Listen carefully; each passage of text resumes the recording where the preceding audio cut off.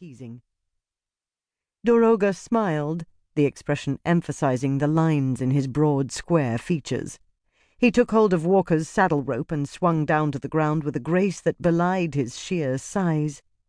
He slapped his hand against the Gargant's front leg, and Walker settled down amicably, placidly chewing cud. Kitai turned and walked forward into the wind, and though he made no sound, she knew her father followed close behind her. A few moments later they reached the edge of a cliff that dropped abruptly into open space. The snow prevented her from seeing the whole of the valley below, but for the lulls between gusts, when she could see all the way to the bottom of the cliff below them. "Look," she said. Doroga stepped up beside her, absently slipping one vast arm around her shoulders. Kitai would never have let her father see her shiver, not at a mere autumn sleet, but she leaned against him, silently grateful for his warmth.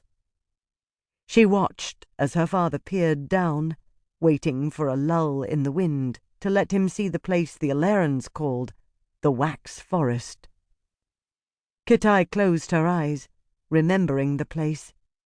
The dead trees were coated in the croach, a thick, gelatinous substance layered over and over itself, so that it looked like the one had coated it all in the wax of many candles.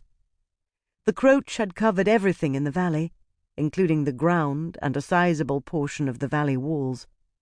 Here and there birds and animals had been sealed into the croach, where, still alive, they lay unmoving until they softened and dissolved, like meat boiled over a low fire.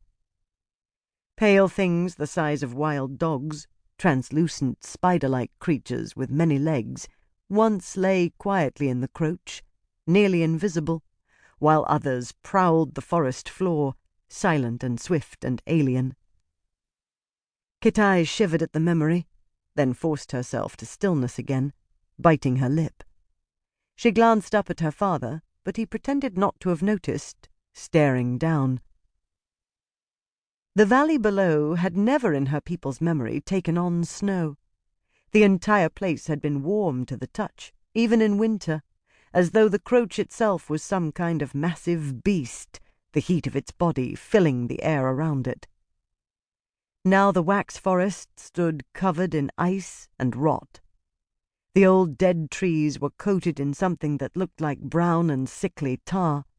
The ground lay frozen, though here and there other patches of rotten croach could be seen.